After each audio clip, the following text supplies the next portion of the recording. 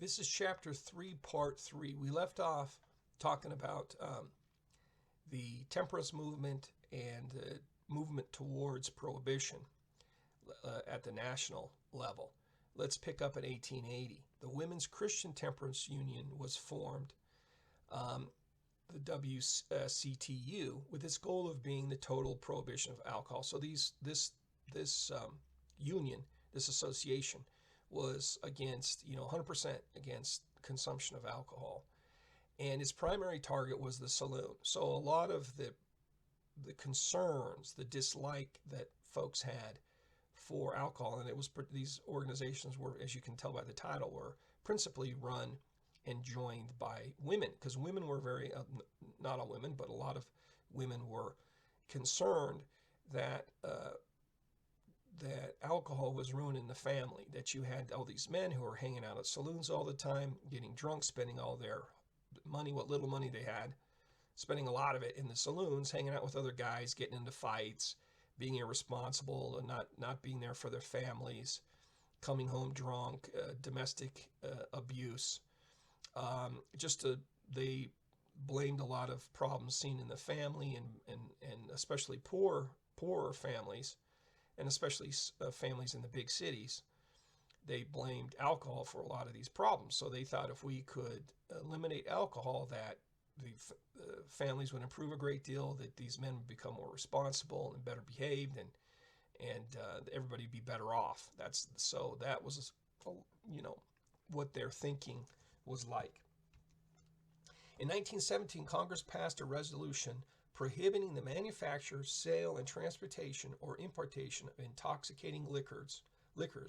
It did not forbid purchase or use of alcohol, only production and distribution. So that's one of the things you need to know about the prohibition movement. And again, I'm sort of dropping a lot of history here because we just don't have time. But all of this movement accumulated in this legislation by Congress, 1917, that went after making alcohol, distributing, selling alcohol, but did not criminalize using alcohol. So it was the businesses that they went after, the providers of alcohol, not the customer. And you can see that throughout America's history with respect to drugs, is that the folks who tend to get targeted are the business people, the dealers, the sellers, the manufacturers, as opposed less emphasis and focus from a criminal justice perspective on the just individual users. So that was 1917 Congress, but then you had the Volstead Act that again sort of really took this further. 1919 provided for the mechanism. So before, in 1917, it's just sort of like, okay, we're going to make this stuff illegal, but where's the teeth? Where's the enforcement? Where do you have the officers to enforce the law here? So they provided the mechanism for federal enforcement by creating a Prohibition Bureau under the control of the Treasury Department. Again, in the early days, it was put under sort of economic control as opposed to criminal justice. But basically, these guys are sort of, these agents, officers are working in sort of a criminal justice capacity. By the end of the year, the necessary 36 states had ratified the amendment, so it became an amendment to the Constitution, a big deal. And prohibition officially took effect in January 1920. So we're talking beginning of this officially 1920. Because of prohibition, so we're talking about, illegal, criminal to sell, make, distribute. Because of prohibition, you had the criminal organizations emerge and take over this quote-unquote business that previously had been legal, had been done by people in a legal capacity. Now you had criminals step forward, and they controlled the manufacture, distribution of quote-unquote bootleg, this illegally obtained alcohol, smuggling huge quantities of liquor into the country. So a lot of this was smuggled in from other countries, through Canada, through the East Coast, from the different countries coming into the boats would transport it in through the East Coast and then across the country. And so So, transporting was a big part of it, not only selling it and manufacturing it as well. By the time Prohibition ended, nearly 800 gangsters in just one city, Chicago, which is a big gangster capital, in that city alone, you had 800 gangsters killed in bootleg-related battles. So one of the fallouts, one of the negative consequences of Prohibition was not only that you had criminal organizations grow and emerge and get huge and powerful and wealthy, but you had a lot of these gang members killed or injured as part of their illegal activities. And that was in the big cities. In the small towns, rural areas, you saw the big time emergence of what they called the moonshiners, making moonshine. So they were distilling illegal alcohol out in the countryside. And so that, of course, was illegal criminal activity. But that was a big thing as well because, again, you had a lot of people around the country who wanted to consume alcoholic beverages. The demand was there. And so these people would step forward illegally, criminally, and provide those drinks. Now, on the positive side of Prohibition, usually Prohibition is portrayed as being 100% negative, that it 100% ineffective and 100% just a huge mistake.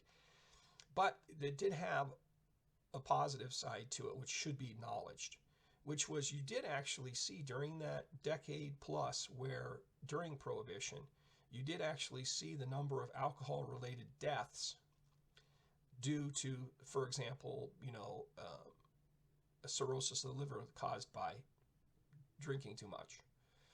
Other sorts of illnesses, physical illnesses, and also mental illnesses like mental disorders, and also crimes that were committed because due to being intoxicated or due to being, the problems associated with dependency and using too many drinking too much alcohol. All those numbers improved. Things got better. And those are indications. We didn't have good survey type data back then, but the indications are that you did have people drinking less because they made it was harder to get. And you had to go to the underground speakeasies, you had to go associate with criminals, deal with criminals to get this stuff. And so people who weren't especially strongly motivated to drink, who could go either way with drinking, they would drink if it was easy and available and inexpensive and safe. But if it was dangerous, if it was risky, if it was illegal, it could get you into trouble, certain people wouldn't drink because they weren't that motivated. So you actually got some benefits that came out of Prohibition as well as the negatives.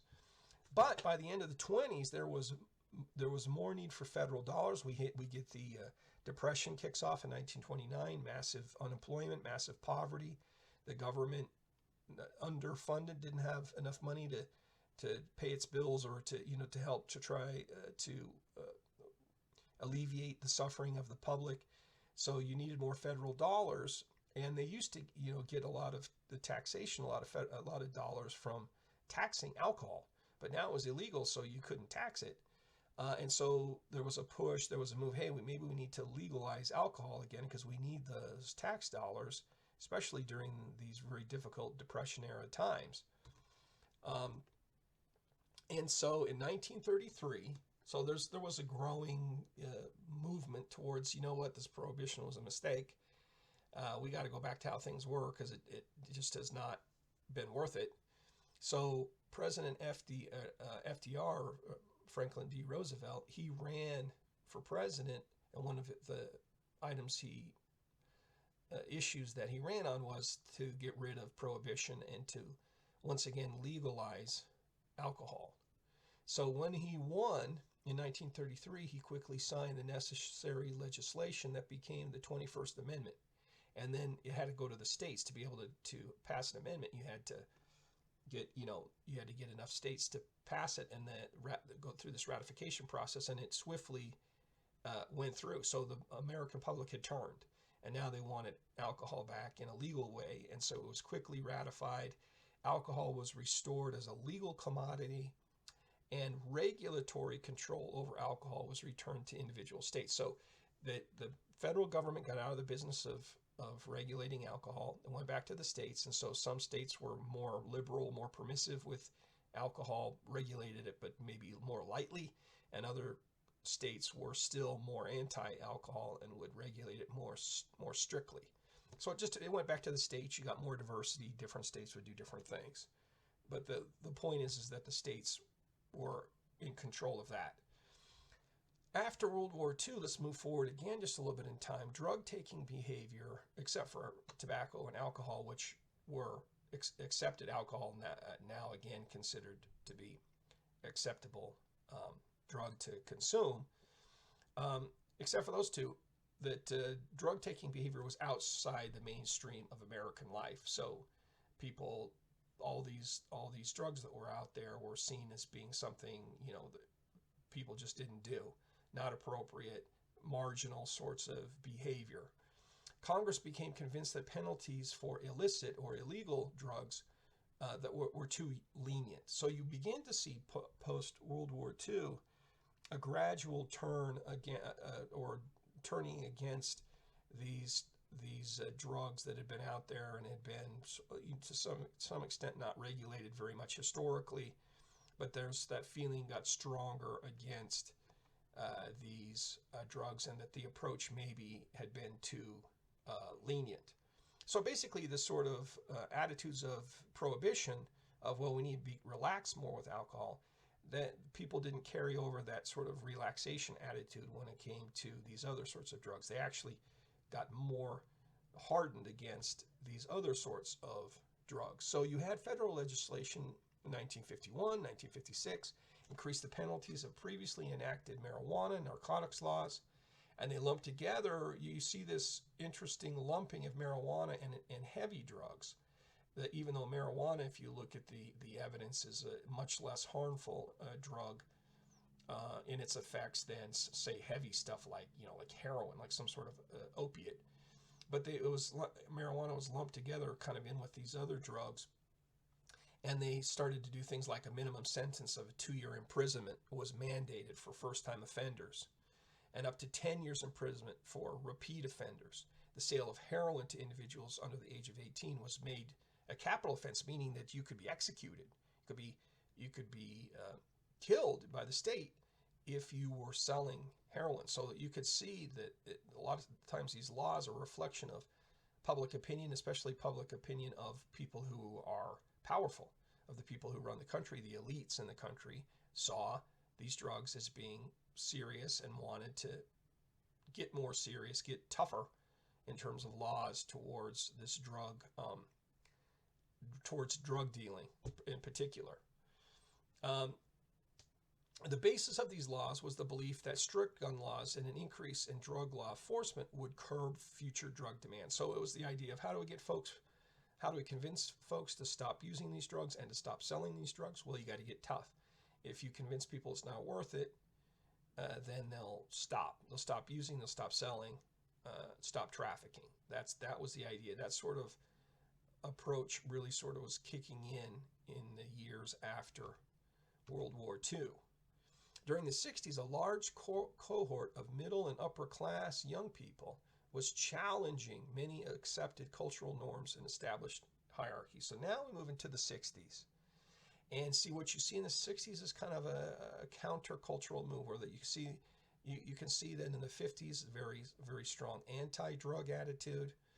But you had young people who were challenging a lot of things about, questioning a lot of things about the established way that the United States was doing things. So they were questioning authority. There was a lot of them. This was a huge cohort of boomers, right? These were kids and teenagers and young adults who were what we call the boomer generation, lots of them. And they were very unhappy or critical. Unlike previous generations, they were much more critical of the American system, were challenging the way things were done. And drugs was one of the ways that they challenged the traditions, the traditional norms in the United States. So you had first of all, well, previous to this time, if you go back to the 50s, you see that the people who were likely to be using drugs were more maybe urban people in urban areas, maybe artistic types of people. You had the sort of beatniks, these pre-hippies, who you could see some drug use among those folks, among musicians, entertainment folks. You could see, as urban areas, very, big city urban areas, you might see a little bit among, well, I think we could probably think of it as a lot of it was kind of an urban thing, but it was limited. It was not widespread throughout society. But what happened is that the college students started to sort of imitate these folks and experiment and got into using drugs that their parents had been taught, you got to stay away from those. These kids were experimenting and trying out this stuff, especially marijuana, LSD, other hallucinogens. And so this became kind of like a big thing in the 60s, especially the later 60s, of experimentation with drugs that college students, these kind of more educated or people from more privileged or middle class homes, you hadn't really seen this sort of thing before. This was a rebellious countercultural trend.